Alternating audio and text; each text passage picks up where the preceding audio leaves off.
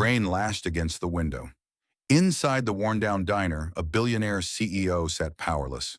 His 6-year-old daughter, skin pale, eyes hollow, stared blankly at a plate of untouched mashed potatoes. For almost a month, she hadn't eaten, not a single bite. He'd flown in therapists from Switzerland, nutritionists from New York, speech pathologists from LA. But it wasn't until a poor waitress in scuffed sneakers knelt beside the child and whispered, "If you feed Bunny first, he'll do his happy dance," that the girl blinked, giggled, and for the first time in 27 days opened her mouth. Maria Santos had mastered two things in life: surviving heartbreak and pretending it didn't hurt. At 26, she juggled 3 jobs and carried more grief than most people twice her age. Her mother had died 2 winters ago. Her younger brother Danny, her only family, had battled severe anxiety since the day they were orphaned. Every dollar she earned went to rent and his medication. Food came later, if at all. She worked at Rosie's Diner in the poorest part of Willow Creek, serving strong coffee, fake smiles, and hope to truckers, janitors, and single moms on their last dime. That morning, Maria had only one wish: make it to the end of her shift without crying in the walk-in fridge. But that wish shattered the second Jace Darnell, billionaire tech CEO, stepped inside the diner, holding the hand of a fragile little girl in an oversized cardigan. No one said a word. The regulars froze. The kitchen went still. Even the jukebox skipped. Jace wasn't just rich. He was headline rich. A man who built a $9.8 billion company from scratch, known for being brilliant, bold, and completely emotionally detached. He took a booth in the back. The girl didn't speak, didn't smile, just sat limp, like her spirit had left weeks ago. Maria approached cautiously. "Welcome to Rosie's. I'm Maria. Can I bring something for the little one?" Jace didn't look up. "She won't eat," he said tiredly. "She hasn't since her mother passed last month." Maria's throat tightened. Passed. Mother. 2 words she knew far too well. She looked at the girl, frail, mute, and clearly starving, but also longing for connection, for something real. Maria didn't walk away. She didn't ask permission. Instead, she gently sat on her knees beside the booth, tore a napkin in half, and began folding. "You know," she whispered to the girl, "this is Bunny. Bunny's really shy, but he's brave when someone helps him eat." She made the napkin hop onto the plate. The little girl flinched.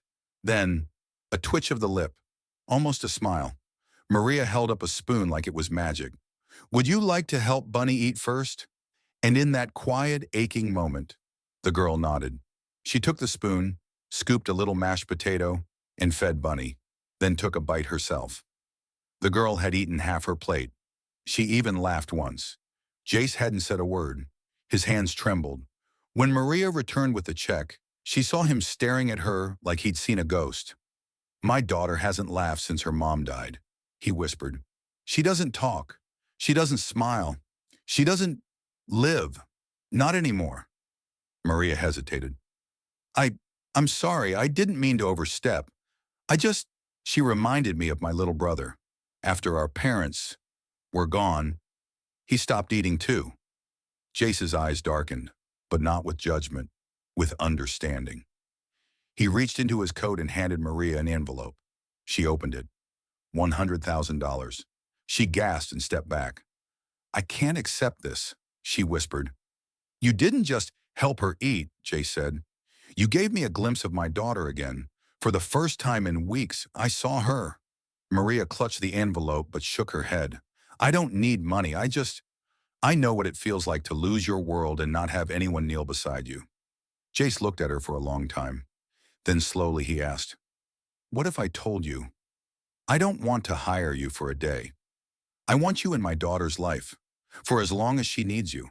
The next morning, Maria stood at the towering iron gates of the Darnell estate, shoes worn, hands shaky, and heart pounding in her chest. A day ago, she was scraping burnt toast off plates in a corner diner. Now she was holding a visitor's badge to the most powerful billionaire's home on the West Coast. The gates opened silently. The gravel beneath her feet felt too clean, too quiet, like she was walking into a museum. not a home. Inside, everything was glass, white marble, and silence. A woman in a pencil skirt and sharp heels greeted her with the smile of someone who hadn't meant it in years. "I'm Miss Claudia, Mr. Darnell's assistant. You'll be reporting to me." Her tone dripped with formality and frost. As they walked through the halls, Maria passed paintings worth more than her entire life's earnings, and people who didn't look at her. They looked through her. In a side hallway, she overheard a whisper. "Is that the waitress? A waitress? In this house? What's he thinking?" Maria tried to stay calm, but her chest burned. She didn't belong here, and everyone knew it. But then, she heard the giggle, a soft musical giggle that stopped her cold. She followed the sound and found little Sophie, Jace's daughter, curled up on a plush carpet, trying to fold a napkin bunny with chubby fingers. Maria's voice cracked. "Bunny's ears are a little tricky. Want help?" Sophie's face lit up like morning sun. She ran to Maria and wrapped her arms around her waist. In that moment, the marble mansion didn't feel cold anymore. Jace arrived minutes later, loosened tie, bags under his eyes. He nodded towards Sophie. "She asked for you by name this morning. Refused breakfast until I promised you'd come." Maria knelt beside Sophie and gently fed her oatmeal. Jace stood back, speechless again, then whispered, "You're the first person who's made her feel safe in weeks." But the moment shattered when Claudia entered the room. She looked at Maria, then at Jace. "Sir, with all due respect, this arrangement is highly unorthodox. The press, if they find out you've brought a waitress into your home—" "I don't care," Jace said firmly. "This is my house, and this is my daughter. If Maria's presence helps Sophie heal, she stays." Claudia's jaw clenched, but she said nothing. Maria sat alone on the mansion's back porch.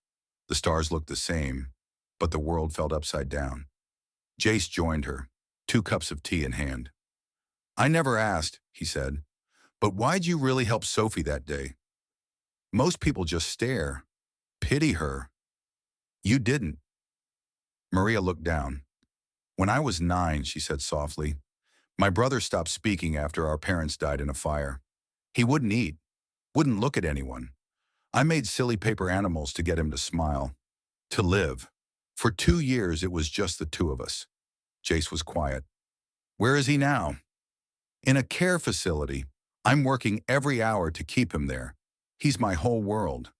Jace's eyes glistened, but he looked away. "You know," he said, "for someone who thinks she doesn't belong in my world, you're the only person holding it together right now." Maria walked past Claudia's office and heard hushed voices inside. "She's just a waitress.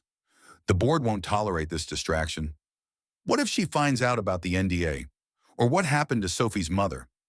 Maria froze. Her heart pounded. What weren't they telling her? Maria couldn't sleep. Claudia's words haunted her. What if she finds out what really happened to Sophie's mother?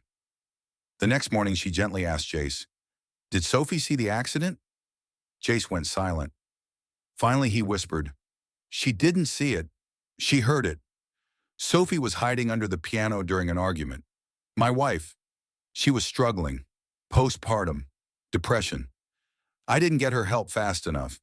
He swallowed hard. "She took her own life. Sophie blames herself." Maria's heart broke. All this time, Sophie's silence wasn't just grief. It was guilt.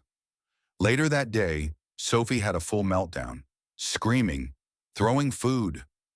The therapist gave up. Claudia blamed Maria, but Maria didn't leave. She wrapped her arms around the shaking child and whispered, "It wasn't your fault. Your mommy was sick, but she loved you, and you are not alone." Sophie trembled, then broke, and sobbed into Maria's chest. It was the first time she let herself cry. That night, Jace found Maria on the same porch. "She said her first word tonight," he said softly. "She said your name." Maria's eyes filled with tears. "I never thought I'd be the one to help," she whispered. "You didn't just help her," Jace said. "You healed both of us." He stepped closer. "Maria, will you stay?" She looked at him, at the broken man, the healing girl, and the mansion that no longer felt cold. Maria now runs a non-profit for children recovering from trauma. Sophie eats, laughs, and goes to school. And Jace? He's no longer just a CEO. He's a father, and maybe something more.